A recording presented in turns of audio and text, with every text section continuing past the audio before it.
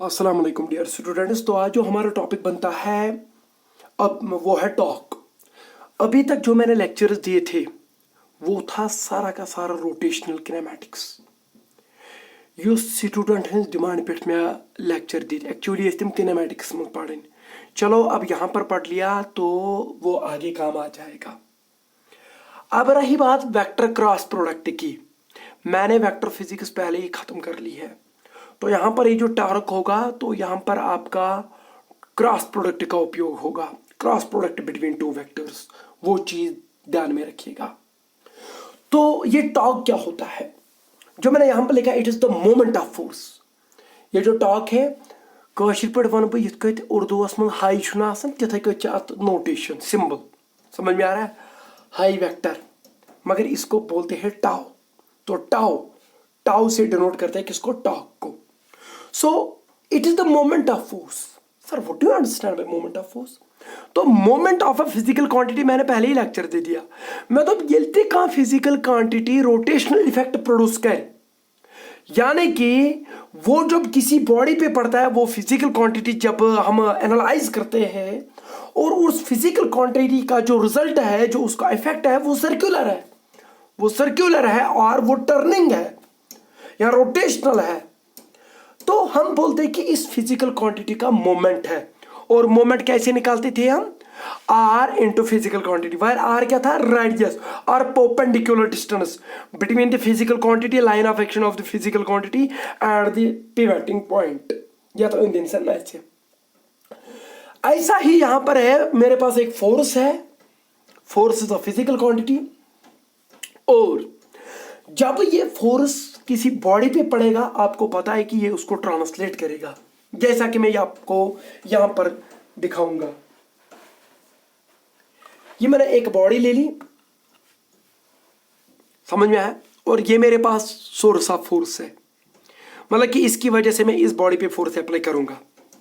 चलो इस बॉडी का सेंटर ऑफ मास तो जियोमेट्रिक सेंटर पे होगा, इसका जियोमेट्रिक सेंटर बीच में होगा, सही बात है। चलो मैं फोर्स 4 न्यूटन अप्लाई करूंगा, जो मैं अप्लाई फोर्स कर रहा हूं suppose that is 4 newton. What is happening to this body, युकन लाइन ऑफ एक्शन, यानी कि युकन फोर्स एक्ट छु गसन, बॉडी छि गसन ट्रांसलेट तुकुन, यानी कि ये पकन तुकुन। Are getting me? तो मतलब कि जब मैंने इस बॉडी पे फोर्स अप्लाई किया तो बॉडी ट्रांसलेट हो गई, यानी कि ये पच तुकुन युकुन एक्शन ऑफ फोर्स। क्लियर छा, line of action of force. Now अगर बह ये बॉडी पे बेयम 4 न्यूटन फोर्स कर अप्लाई, मगर वह कर तम सेंटर ऑफ मासस पे अप्लाई के, वह कर बह गस थोड़ा हटके, थोड़ा शिफ्ट गस बह टुवर्ड्स राइट साइड और टुवर्ड्स लेफ्ट साइड। चलो मैं इस एज पे वही 4 न्यूटन फिर से फोर्स अप्लाई कर रहा हूं, फिर से उसी डायरेक्शन में। I am not changing the external force. External force गोडनिकिस केसस में वहींस तान चलन 4 न्यूटन कुकुन toward the positive Y axis, मैं वही कर रहा हूं, but I have shifted the line of action. मतलब कि लाइन ऑफ एक्शन कर मैं पैरेलली ट्रांसलेट युकन पहम, कुछ नहीं है। मतलब कि मैंने पॉइंट ऑफ एक्शन, यानी कि यह पॉइंटस पे फोर्स पे सुप कोर में चेंज, वहीं ना उसी सेंटर किस पॉइंटस पे फोर्स पे वन चुन तथ पे वन बेस पॉइंटस पे। देखो मैं देखूंगा फिर से ये 4 न्यूटन ये फोर्स इसको आगे की तरफ लेगा कि नहीं लेगा। Are you observing any effect here? मतलब कि मैं कर वंकस बे फोर्स अप्लाई, पर इस टाइम फोर्स ने बॉडी को ट्रांसलेट नहीं किया, रादर इट रोटेट्स इट। अम कर अम फोर्सस छु वंकस अख इफेक्ट, अम थ्रो अख effect that is called turning effect. इसने बॉडी को रोटेट कर दिया, इसने बॉडी को टर्न कर दिया, इसने बॉडी को सर्कुलर मोशन दे दी, पर किसने, फोर्स ने। तो हम यहां पर यह कह सकते हैं कि ये फोर्स छु मोमेंट।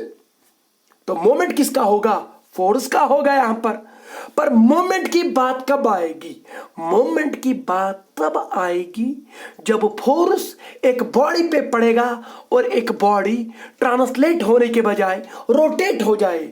मतलब कि टॉर्क उसी को कहते हैं, टॉर्क किसको कहते हैं कि it is actually the moment of force. जब भी आप देखेंगे कि आपने फोर्स अप्लाई किया पर उस फोर्स ने एक बॉडी को रोटेट किया, तो इसका मतलब यह है कि force has a turning effect now. इस फोर्स अमजुत रिजल्ट सर्कुलर मोशन, तो हम ये कहेंगे कि इस फोर्स का टार्क है, तो torque is here. So torque कब होगा? जब फोर्स टर्निंग इफेक्ट देगा, जब फोर्स रोटेशनल इफेक्ट देगा। काशिर पढ़ यम साथ दरवाज चुक ना गर त्रावन समझ ये बनाओ युत दरवाज, ये गई तथ हैंडल थफ, तो पाई युत तथ आसन कब्ज लगित, मगर तुह वुचमुत छान युथस तथ लागन थफ, सह युथस थफ लागन कह। मुझे पता है कि जब मैं ये बोलूंगा कि तमिल दपो युथस लाग थफ तो ये आसन तिक तुह दपो सर कोता बेकल सर बेकल कह, एक्चुअली बह कॉन्सेप्ट क्लियर कर। सह क्या लागन युथस थफ तिकाज तमिस परपेंडिकुलर तमिस दरवाज रोटेट करना ना कि तमिस दरवाज ट्रांसलेट करना। चुक योथस फोर्स अप्लाई कर पुल आर पुश आपकी मर्जी, मैं पुश पुल कर रहा हूँ, बहुत दरवाजस हेर कुन लमन, मगर दरवाज हेर कुन कह, दरवाज इत रोटेट गसान। तो इसका मतलब ये है कि यह force line of action through the handle, handle किन फोर्स अप्लाई गसान perpendicular to the plane of the board. अगर ये दरवाज परपेंडिकुलर बह फोर्स अप्लाई कर हेर कुन, आर गेटिंग मी, मगर दरवाज हेर खसान, दरवाज ट्रांसलेट होने के बजाय रोटेट हो रहा है। दप यमिस फोर्स वनकस कौस effect? Rotational effect. So we can say that we are applying torque on a door और ऑन अ विंडो, जो भी आप देखते हैं। तो ये दरवाज कत अंदर नचन यथ अंदर, तो this is the axis of rotation. ये कि अत योथस ये मार्कर बनाओ यथ एक्सिस अंदर नचन या यथ पिवटिंग पॉइंटस अंदर नचन, वुच अत कचा परपेंडिकुलर डिस्टेंस, सुई आर नि फोर्स डायरेक्शन कर multiply, you will get the moment of force. समझ में आ रहा है? चलो अब आपको पता है कि टार्क तब तक नहीं आएगा जब तक फोर्स ना होगा, और इतना ही जरूरी नहीं है, ये काफी नहीं है, बट ये जरूरी है पर काफी नहीं है। काफी क्या है? आपको परपेंडिकुलर डिस्टेंस भी होनी चाहिए, यानी कि आपको रेडियस भी होना चाहिए। अगर न रेडियस तेल हे सर्कुलर इफेक्ट मिलित कह, जब रेडियस ही नहीं होगा तो सर्कल थोड़ी ना बनेगा। चलो तमिस छानस दप च लाग थफ अंदस पे कह, च लाग वन थफ कब्जस निशी। समझ में आ रहा है? वह कर तिथा फोर्स अप्लाई, अगर कब्ज थोड़ा कमजोर है दरवाज नेर नबर, या दूसरी भाषा में ये मैं कह सकता हूं कि अगर कब्ज दड़ पहम अगर ये कोता ति फोर्स अप्लाई कर दरवाज रोटेट गि कह, हाँ यह कि ट्रांसलेट गसित यह कि चे नबर नीरित। समझ में आ रहा है? मगर रोटेशन खतर जरूरी योथस फोर्स कर अप्लाई तथ दरमियान गि परपेंडिकुलर डिस्टेंस यथ वन रेडियस, रेडियस गि to the line of the action of the force.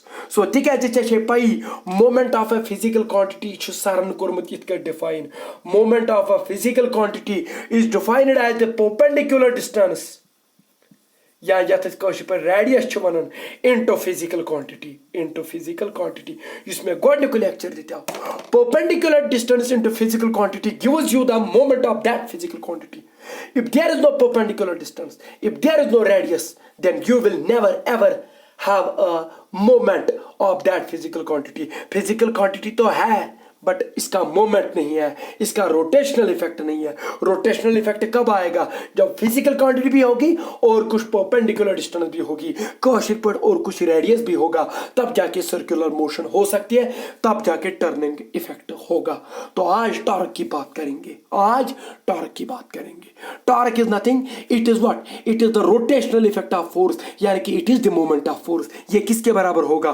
Perpendicular distance into physical quantity is here force. So perpendicular distance into force will be the moment of force, will be the torque, will be the magnitude of torque. अब हम इस torque को analyse करेंगे, ठीक है? मेरे पास एक particle है, अख पार्टिकल अक्ष में पी पॉइंटस पे, ये किछ पार्टिकल समझ में आ रहा है? ये पार्टिकल छु नचन in the X Y plane, ये किछ एक्स वाई प्लेन इस बोर्ड छु, ये X axis Z axis perpendicular, इसमें की पर डैश सिट हमत छु। ये पार्टिकलस युस पॉइंट पी एस पे अमिस पोजिशन वेक्टर आर वेक्टर तो पाई position vector of a point या of a particle gives its position related to the origin ऑरिजिनस मुताबिक कोता दूर सो यह directed towards the particle or towards that point from the origin. So r vector is what? It is the position vector of point P. ठीक है जी, ये point P मुझे नहीं पता था कि इसकी पोजीशन कहाँ पर है, तो इसलिए पोजीशन वेक्टर का उपयोग में आता है। क्लियर है? चलो, इस पॉइंट P पे मैं फोर्स अप्लाई कर रहा हूँ, इस पार्टिकल P पे मैं फोर्स अप्लाई कर रहा हूँ।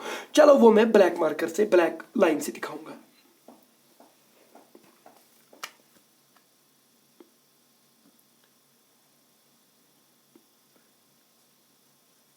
चलो, इस पार्टिकल P पे फोर्स F वेक्टर लग रहा है, इस वेक्टर का इतना मैग्नीट्यूड है और डायरेक्शन इस डायरेक्शन में है, समझ में आ रहा है?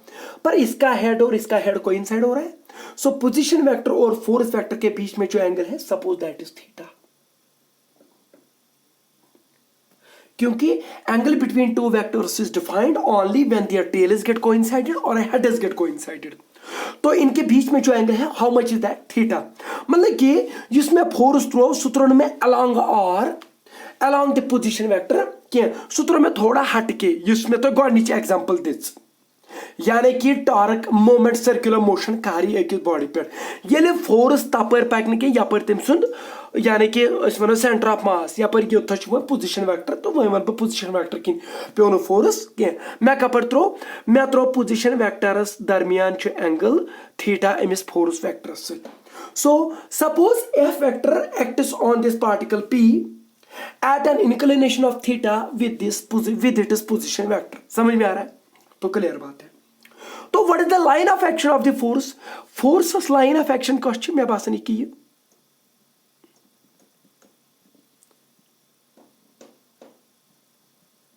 इसमें डैशड छुस बनाओ, what is it? It is the line of action, यथ line of action along छु फोर्स लगन। समझ में आ रहा है? सो जब भी टॉर्क निकालना होगा ना, तो इस चीज का यूज करिएगा। मतलब कि आपने फोर्स लगाया तो ये देखिए कि line of action of the force क्या है। सो वो है, ये है ना कि इस डायरेक्शन में फोर्स लग रहा है, तो इस डायरेक्शन को हम बोलते हैं line of action of force, line of action बोलते हैं इसको। तो लाइन ऑफ एक्शन कि ये तिकाज डायरेक्शन में क्या लगन फोर्स, मगर चे पाई क्या ये फोर्स है क्या यथ पे रोटेशनल इफेक्ट प्रोड्यूस कर, तेल चे पाई तेल गि फिजिकल क्वांटिटी तो तमिस यथ पे ये लगन तिमन दोन दरमियान क्या रेडियस आसन क्या परपेंडिकुलर डिस्टेंस आसन, तो परपेंडिकुलर डिस्टेंस तेल ऑरिजिन पे नी। सो तम मतलब गो perpendicular distance from the origin is this thing.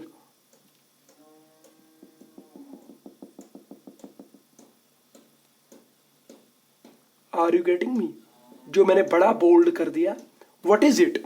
It is the perpendicular distance from the origin of this point P, clear, with the line of the action of the force. Line of action is such ये perpendicular. Is it perpendicular or not? Obviously perpendicular. तो force into perpendicular distance gives you the moment of force acting on this particle P। ठीक है, मैं one moment का बराबर perpendicular distance into the force, मगर so force वो इस line of action का पर। सो हमेशा जब भी आप टॉर्क निकालेंगे तो यहां पर जो रेडियस निकलता है, यहां पर जो रेडियस निकलता है वो हमेशा परपेंडिकुलर होना चाहिए line of action of the force. तो इसका मतलब कि जब भी आप फोर्स एक बॉडी पे अप्लाई करेंगे, उस फोर्स का लाइन ऑफ एक्शन डालिए और उस लाइन ऑफ एक्शन पे उस पॉइंट से या उस बॉडी से एक क्या डालिए, परपेंडिकुलर, और इसको इसके साथ मल्टीप्लाई करो, you will get the moment of the force. यही तो होगा, यही तो है perpendicular distance. This is not perpendicular distance, this r vector position vector is not the perpendicular distance from the line of action. अगर आपको दिख भी रहा है तो इसका मतलब ये कि ये वाला परपेंडिकुलर डिस्टेंस है, मगर पोज वन ये पे योता कोथा वेक्टर ये आर वेक्टर वन ये पे योता कोथा है आर। समझ में आ रहा है? सो बह कर ये रिजॉल्व इनटू टू कंपोनेंट्स, ये आर वेक्टर पोजीशन वेक्टर आप गो सी कि ये कंपोनेंट परपेंडिकुलर ब्याख ना ये यपर,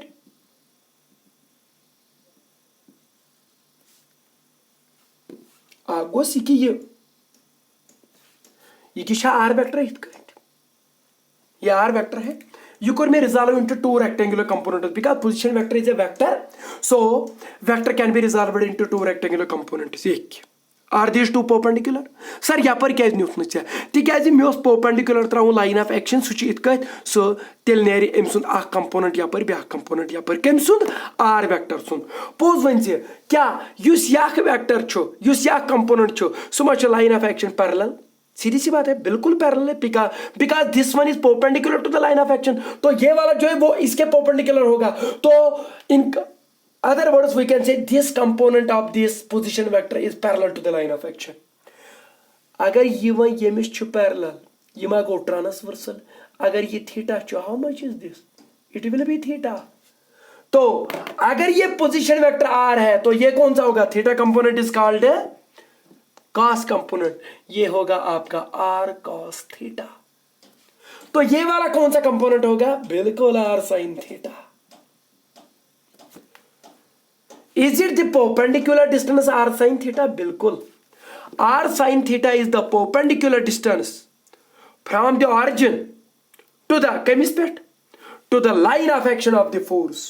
तो मोमेंट ऑफ फोर्स तो निकल गया क्योंकि आपको रेडियस भी निकला और फिजिकल क्वांटिटी का मैग्नीट्यूड भी निकला F. Are you getting me? तो यहां पर हम क्या लिख सकते हैं? Therefore moment of force, therefore moment of force यानी कि उसका मैग्नीट्यूड दैट इज जिसका नाम क्या है? मोमेंट ऑफ फोर्स का नाम क्या है? टॉर्क. तो टॉर्क का जो मैग्नीट्यूड है वो किसके बराबर निकलेगा? सॉरी मैंने यहां पर ऐसे लिखा टॉर्क, या हम ऐसे लिख सकते हैं टॉर्क का मैग्नीट्यूड किसके बराबर होगा? Moment of force perpendicular distance, क्योंकि मोमेंट ऑफ फिजिकल क्वांटिटी किसके बराबर होता है? Perpendicular distance into physical quantity. बताओ परपेंडिकुलर डिस्टेंस यहां पर क्या है? मैं यहां पर लिखूंगा r perpendicular into magnitude of the force physical quantity. यहां पर फिजिकल क्वांटिटी कौन है? फोर्स, उसका मैग्नीट्यूड. क्योंकि मोमेंट किसके बराबर होता है? Radius into physical quantity. Radius कौन सा है यहां पर? Perpendicular distance are sine theta. बहुत ही दबंग. आर साइन थीटा इंटू क्या करेंगे? Magnitude of force. मगर ये परपेंडिकुलर हमेशा किसको होना चाहिए? To the line of the action. So r sine theta F it is what? It is the magnitude of the torque. It is the magnitude of the moment of force. It is the magnitude of the turning effect of force.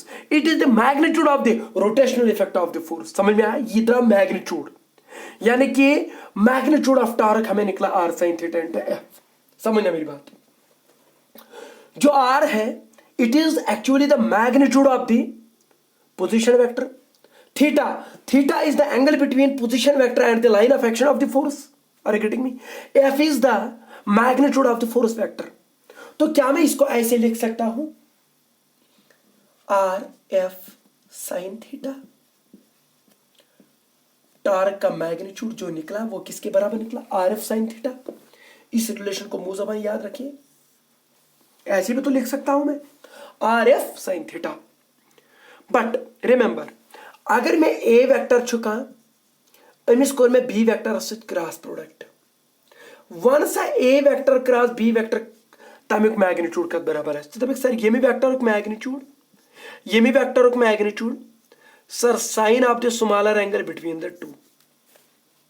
क्या आपको ये लग रहा है कि ये कुछ इसके बराबर है?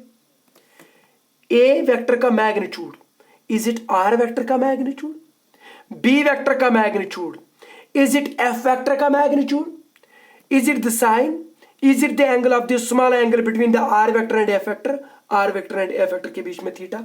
So in vector notation ये जो टॉर्क है it must be a vector quantity. क्यों? क्योंकि ये क्रॉस प्रोडक्ट निकलता है दो वेक्टर के बीच में. तो कौन कौन सा वेक्टर है? वो है position vector r vector and f vector. तो इसको मैं लिख सकता हूं कि टाउ वेक्टर का जो मैग्नीट्यूड है वो r vector cross F vector के मैग्नीट्यूड के बराबर होगा. क्योंकि जब A vector and B vector का क्रॉस प्रोडक्ट करते हैं फिर उसका मैग्नीट्यूड लेते हैं वो निकलता है A B sine theta. So r cross F vector का मैग्नीट्यूड किसके बराबर निकलेगा? R F sine of theta. अच्छा तो फिर ये जो टॉर्क है it is a vector quantity. तो बताओ इस टॉर्क का वेक्टर नोटेशन में कैसे लिख सकते हैं हम? R cross F. खत्म बात. The torque of a force or the moment of a force is defined as the cross product between the position vector and the force vector. उनके बीच में क्रॉस प्रोडक्ट करिए, you will get the torque, you will get the moment of force. मगर इस r sin theta pose one से is it the perpendicular distance? इस r sin theta को हम सीधे बोलते हैं च करक वही कम यम साथ टॉर्क मैग्नीट्यूड आसे छाड़न चाहे कुछ line of action of the force तथा से perpendicular distance से मल्टीप्लाई करन. सो हम ये भी कह सकते हैं कि मोमेंट ऑफ फोर्स का जो मैग्नीट्यूड है वो किसके बराबर निकलेगा? That will be simply the product of the perpendicular distance from the pivoting point to the line of the action of the force and the magnitude of the force. That is the magnitude of torque. Or in other words, we can define it in this way as it is nothing, it is the magnitude of the cross product between position vector and the force vector. Are you getting me? These are interrelated. ये एक दूसरे में change कर सकते हैं. यहां से ये निकाला, यहां से ये निकाला. सो टॉर्क मुझे बताइए vector quantity scalar. It is a vector quantity because it involves cross product between two vectors. Are getting me? So इस आर साइन थीटा जो परपेंडिकुलर डिस्टेंस है इसको हम मोमेंट आर्म भी बोलते हैं. इतना ही नहीं, इसको हम कभी कभार लिवर आर्म भी बोलते हैं. मगर लिवर आर्म या मोमेंट आर्म यह हमेशा परपेंडिकुलर डिस्टेंस तथ कर forces in multiply you will get the magnitude of the torque. तो फिर हम टॉर्क का मैग्नीट्यूड ऐसे लिखते हैं. It is the perpendicular distance between the pivoting point, between the center and the line of the action of the force. उनके बीच में perpendicular distance उसको मल्टीप्लाई करेंगे magnitude of, यहाँ पर ये वाला क्रॉस प्रोडक्ट नहीं है, उसको सीधे मल्टीप्लाई करेंगे magnitude of force से, you will get the magnitude of torque. इसको हम इस तरीके से भी लिख सकते हैं. R perpendicular आपने देखा वो किसके बराबर निकलता है? R sin theta into F. ऐसे भी लिख सकते हैं.